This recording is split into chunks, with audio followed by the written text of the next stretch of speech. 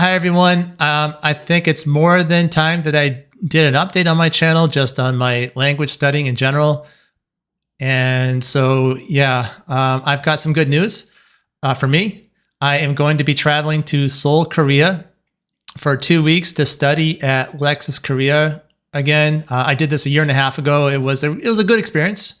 I mean, there was pros and cons. Things I didn't really blog about it a whole lot, but some good thing. A lot of good things happened, a few bad things, and the school itself. I guess I'm going back in part just simply because it was basically good enough. And going to a different school, trying something completely different would leave a lot of question marks that I don't really want to. I just don't want to deal with that. So going back to the same school again. I'm extremely excited. So I'm doing 2 weeks. Last time I went to Korea. It was a 3-week. I had saved up 3 weeks of vacation time, and the last week was actually I regretted not including Japan in the trip. I was on the fence on whether I should do both countries or just focus on South Korea.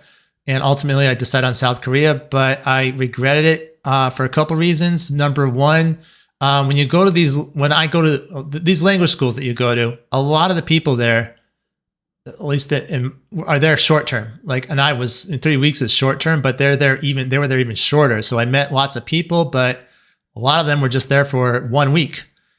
I would say a good portion were there for 2 weeks.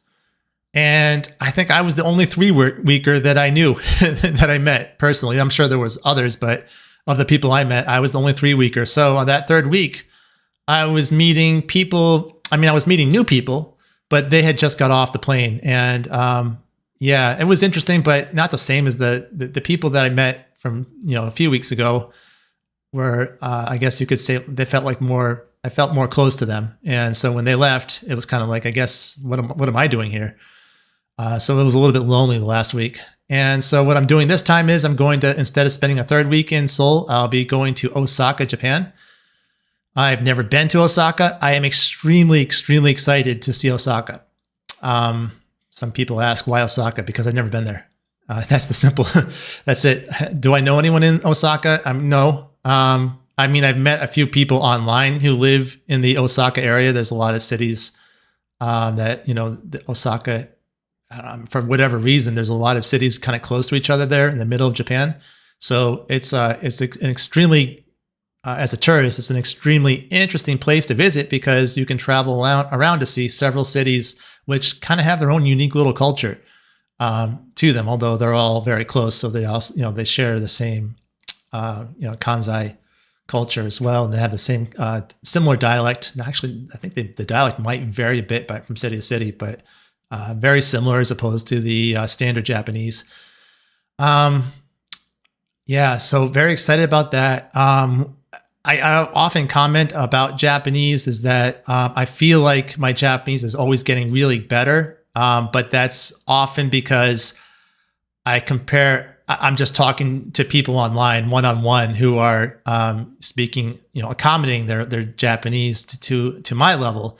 Whereas when you go to Japan and you spend time with real natives, then they when they talk to each other, they go, then you see the real Japanese, and then you realize, then you really know your level. Yeah.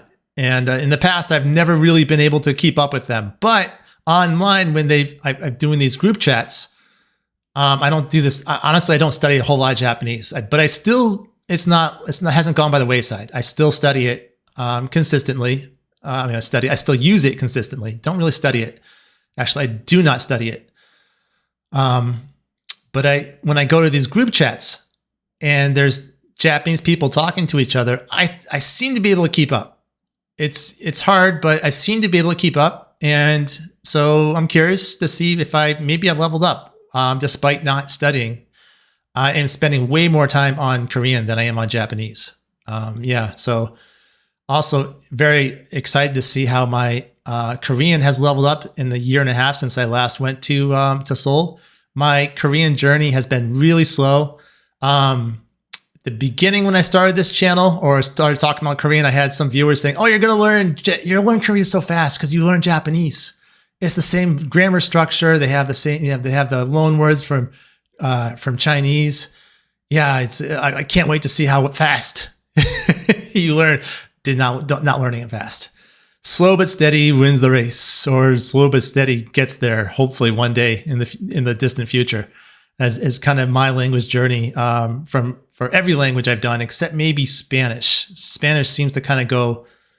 When I study Spanish, it seems that I feel like I make improvements a lot faster than any other language.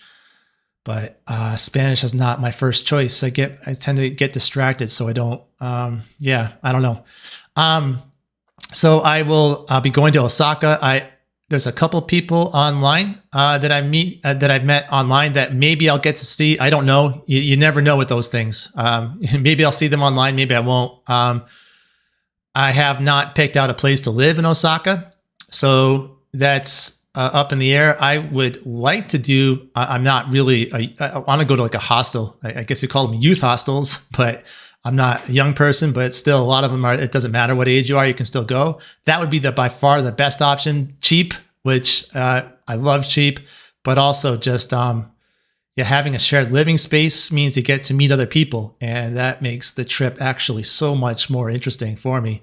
I'm kind of thinking, I hope, like, what are you going to do?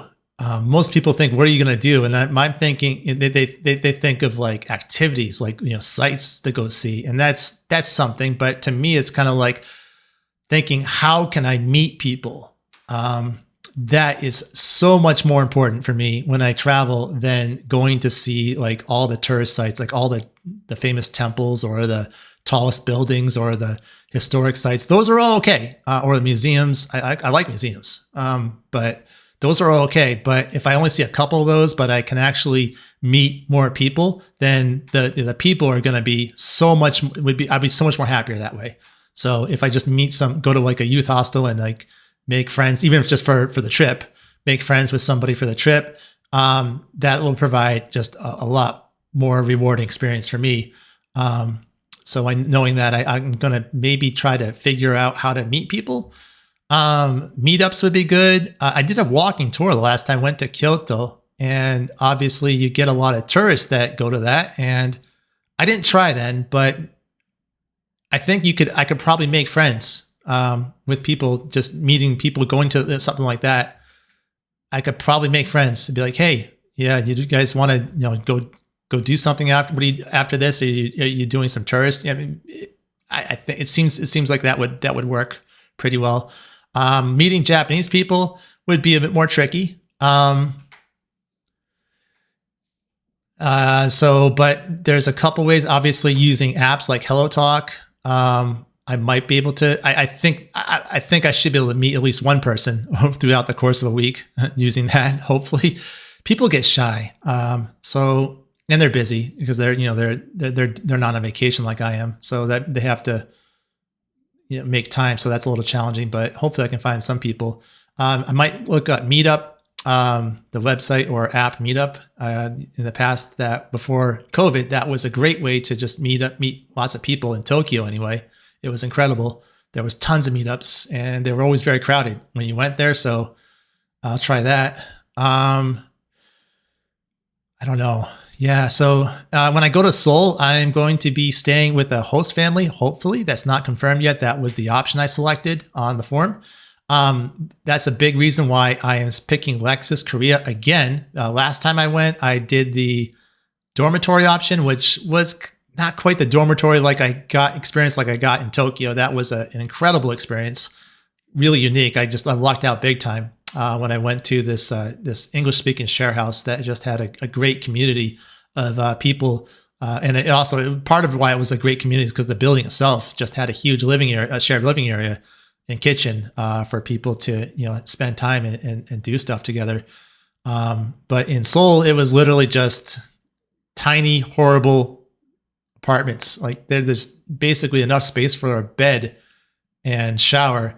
You couldn't, in a chair, you couldn't even stand up. The rooms were so small. They were cheap, which I liked. But and then the shared living space was a tiny kitchen. And on the first day, I did meet two students, but I kind of caught them on the way going to Busan. and they were the the landlady there was, of course, we had a language barrier. My Korean, I couldn't understand Korean then, and just very, very, very, not very well. I mean, I wasn't a beginner. I'd been studying through my immersion for several years, but God, it was so bad. But they helped out, basically kind of explaining, how things worked, and just, in the school and everything. She did have a bit of time before she left for Busan. So I was very lucky. She was really nice, but then she was gone. Never saw her again. Yeah. But I met people at the school the next day and had fun. So, but among the one reason I liked Lexus was I'm middle-aged. So I'm older. I'm not, in my 20s or even early 30s. So I'm older, and there were lots of students around my age, even a bit older. The ones I hung out with the most, I think, were about 5 years older than me. Ish. It's hard to tell. I didn't ask people their age. And they were from Germany. They were all women. I've noticed, unfortunately, with these language trips, it's like 80% women, 20% men. It's the ratios. Yeah, I would like a 50-50 ratio. Obviously, that's the most fun, but you get what you get. So they were great. They were amazing. They, even though they're all German, they let me hang out with them, and I got to see a lot of Seoul that I wouldn't see otherwise, because they had done more research than I had and were taking more initiative. Got to practice my German a little bit, which was extremely rusty, but at least in terms of understanding, I just was probably not too far off from where it used to be. So that was interesting, but at the same time, very frustrating, because I didn't have the confidence to speak very much. And I wasn't there to do that. So it's kind of like you can't, catching up your German on the fly when you're there to study Korean is, my brain can only take so much. So, but if I had prepared German in advance a bit, so it wasn't quite as, a little more easier, then that would have maybe worked out better. At the school, I also met tons of Spanish speakers. So it was kind of German and Spanish speakers were the majority. There was a couple of Japanese speakers, which surprised me. That was fun. That was fun. I so happy to speak Japanese. So I'm trying to, I got this trip in a month, and I'm thinking, well, obviously I want to improve my Korean as much as possible. I'm going to Korea, but it's like, wait a minute, let's maybe work on some Spanish and German too. Yeah. So, and then what do you do to improve? You've got 1 month, and you have several languages, and you've got this. So what do you do? What's the best way? If someone were to ask me, if someone were to ask me, I would say, maybe well, actually my attitude towards European languages in general is to skip flashcards. It's always, because I studied these languages going back before they had Anki. So my study habits were basically without Anki, and paper flashcards were useless to me. So I was just all about reading books, listening, and then speaking to people if you can, which it's hard to do. So that's probably what I would, if someone were to ask me, what should you do? I'd say, go read, do some reading, watch some YouTube, and maybe take a tutor lesson or something. So I'll probably try that. I do have Anki. I have this Anki habit set up thanks to studying Japanese. And I might try. Yeah, I'm thinking I might try an Anki deck, but I think I'm probably going to try to make the Anki deck actually below my level. So instead of learning new words, I'll just be reviewing stuff. That makes more sense. Yeah, I think that's what I'm going to do. With the German, I found that I don't have a choice. I tried to find the most difficult German Anki deck that I could find, and none of them, they're so easy, at least so far. The ones with sentences, I think there's a few choices you can find. A couple decks basically seem to have like the whole dictionary included, just like that's how many words they have. Those decks are obviously useless unless you go in and individually, search for a word like a dictionary and then activate that card, leave everything else suspended. Then that can work, but you don't work through the whole deck. It's like, yes, you're literally trying to learn a whole dictionary. That's crazy. But if you want like a a deck full of sentences to study. From what I found, one that claims to be intermediate advanced, and it looks like, and I've looked at other ones too. I know 90% of the vocabulary already, or 95% even, just all of it, at least on a recognition basis. Like using it probably would be, and using it correctly would be a little different. So, but I'm just thinking to myself as I make this video, it actually makes a lot more sense. I'm not looking to improve those languages by any means. I'm just want to brush up. Why don't learn new words, and that'll just slow me down. Just review the old stuff. That's definitely the way to go. And then do a little bit of reading, a little bit of YouTube, and maybe a conversation with an italki person. I'll probably try that. I did subscribe. I haven't mentioned this. Last month, Your Teacher AI, I think that's what it's called, the Xiaoma Chat GPT language app. I subscribed to that, and yeah, I could try talking to that. However, I subscribed to that, and then like 2 weeks later, basically, I tried it just a little bit just to see what it was like, and I'm like, okay, it seemed okay. I was like, okay, this I can use this. I was really hesitant about talking to AI, but at the same time, talking to tutors is expensive, and finding someone you like is kind of hard. Self-talking is another animal. Self-talking kind of goes only so far for me. I can only do it for a few minutes at a time, and then I just get distracted and forget that have any intention whatsoever to do self-talking. So those few minutes are useful, but yeah, it doesn't last for 30 minutes. That's for sure. Yeah. Okay. So to prepare for my trip, I guess that's it. I'm going to do, I don't know. I'm doing my best. I think I am going to wrap this video up with that. And I'll probably do some more updates before I go, because I'm really excited about this trip, and I think it's more interesting than just what I usually do. So I will see you later. Thanks for watching.